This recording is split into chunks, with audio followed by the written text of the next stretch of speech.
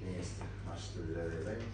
Тексерудің нәтижесі бойынша өңірдегі тәртіп пен жол қауіпсіздігін қамтамасыз етуге атқарылған жұмыстар және алдағы кезеңге қойылатын басым міндеттер туралы.